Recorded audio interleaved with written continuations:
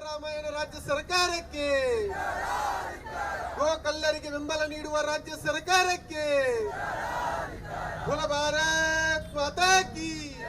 ವಿಶ್ವ ಹಿಂದೂ ಪರಿಷತ್ ಗೋರಕ್ಷಾ ವಿಭಾಗ ವತಿಯಿಂದ ಸೋಮವಾರ ಹಂಪನಕಟ್ಟೆಯ ಮಿನಿ ವಿಧಾನಸೌಧದ ಮುಂಭಾಗ ಗೋಹತ್ಯೆಯನ್ನು ತಡೆಯಲು ಹಿಂದಿನ ಸರ್ಕಾರ ಜಾರಿಗೆ ತಂದಿದ್ದ ಕರ್ನಾಟಕ ಜಾನುವಾರು ಹತ್ಯೆ ಪ್ರತಿಬಂಧಕ ಹಾಗೂ ಸಂರಕ್ಷಣಾ ಕಾಯ್ದೆಗೆ ತಿದ್ದುಪಡಿ ತರುವ ಮೂಲಕ ಗೋಹತ್ಯೆಗೆ ಸರ್ಕಾರವೇ ಪ್ರೋತ್ಸಾಹ ನೀಡುತ್ತಿದೆ ಎಂದು ಆರೋಪಿಸಿ ಪ್ರತಿಭಟನೆ ನಡೆಸಲಾಯಿತು.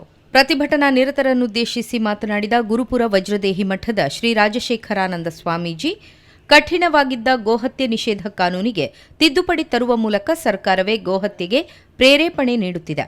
ಗೋಹತ್ಯೆಯ ತಡೆಯ ಕಠಿಣ ಕಾನೂನಿನಿಂದ ಹಾಗೂ ದಕ್ಷ ಪೊಲೀಸ್ ಅಧಿಕಾರಿಗಳಿಂದಾಗಿ ಪ್ರಸ್ತುತ ಕರಾವಳಿ ಶಾಂತವಾಗಿದೆ. ಗಲಭೆಗಳಿಗೆ ಕಾರಣವಾಗುವ ಸಾಧ್ಯತೆ ಇರುವುದರಿಂದ ಕಾಯ್ದೆಗೆ ತಿದ್ದುಪಡಿ ತರುವುದನ್ನು ಕೂಡಲೇ ಹಿಂಪಡೆಯಬೇಕು ಎಂದು ಆಗ್ರಹಿಸಿದರು. ಭ್ರಷ್ಟಾಚಾರಕ್ಕೆ ನಾಂದಿ ಹಾಕೋದು ಮತ್ತು ಗೋಹತ್ಯೆ ಕಾನೂನು ಬಹಳ ಸ್ಟ್ರಿಕ್ಟ್ಲಿ ಆಗಿತ್ತು. ಆ ಕಾನೂನನ್ನ ಸಡಿಲ ಮಾಡಿ ಯಾರು ಆ ವಾಹನವನ್ನ ತಕೊಂಡು ಬಂದು ಆ ವಾಹನದೊಳಗೆ ಗೋವುಗಳನ್ನು ಹಾಕಿಕೊಂಡು ಅಕ್ರಮವಾಗಿ ಬಳಸಿಕೊಳ್ತಾರೆ, ಆ ವಾಹನಗಳನ್ನ ಮುಟ್ಟುಗೋಲು ಮಾಡಿದ್ದನ್ನ ಬಿಡಿಸಿಕೊಳ್ಳಿಕ್ಕೆ ಸುಲಭ ಮಾಡುವಂತಹ ಪ್ರಯತ್ನವನ್ನ ಈ ಸರ್ಕಾರ ಅವರಿಗೆ ಮಾಡ್ತಾ ಇದೆ. ವಿಶ್ವ ಹಿಂದೂ ಪರಿಷತ್ ಗೋರಕ್ಷಾ ವಿಭಾಗ ಪ್ರಮುಖ್ ದಿನೇಶ್ ಪೈ ಕಟೀಲು ಮಾತನಾಡಿ, ಮುಖ್ಯಮಂತ್ರಿ ಸಿದ್ದರಾಮಯ್ಯ ಅವರು ಗೋಕಳ್ಳರಿಗೆ ಕಷ್ಟ ಆಗುತ್ತಿದೆ ಎಂದು ಕಾಯ್ದೆ ಸಡಿಲಗೊಳಿಸಲು ಮುಂದಾಗಿದ್ದಾರೆ. ಆ ಮೂಲಕ ಮತ್ತಷ್ಟು ಕ್ರೂರವಾಗಿ ಗೋಕಳ್ಳ ಸಾಗಾಟ ಮಾಡುವವರಿಗೆ ಪರೋಕ್ಷವಾಗಿ ಬೆಂಬಲ ನೀಡಲು ಉದ್ದೇಶಿಸಿದ್ದಾರೆ.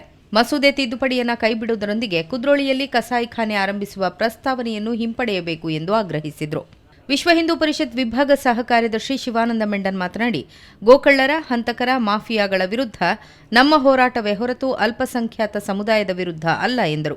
ಮಂಗಳೂರು ಜಿಲ್ಲಾಧ್ಯಕ್ಷ ಎಚ್.ಕೆ. ಪುರುಷೋತ್ತಮ್, ಉಪಾಧ್ಯಕ್ಷ ಮನೋಹರ್ ಸುವರ್ಣ, ಪ್ರಮುಖರಾದ ಪೊಳಲಿ ಗಿರಿಪ್ರಕಾಶ್ ತಂತ್ರಿ, ಭುಜಂಗ ಕುಲಾಲ್, ಗೋಪಾಲ್ ಕುತ್ತಾರ್, ಪುನೀತ್ ಅತ್ತಾವರ, ಜಗದೀಶ್ ಶೇಣವ ಹಾಗೂ ಸಂಘ ಪರಿವಾರದ ಕಾರ್ಯಕರ್ತರು ಪಾಲ್ಗೊಂಡಿದ್ದರು.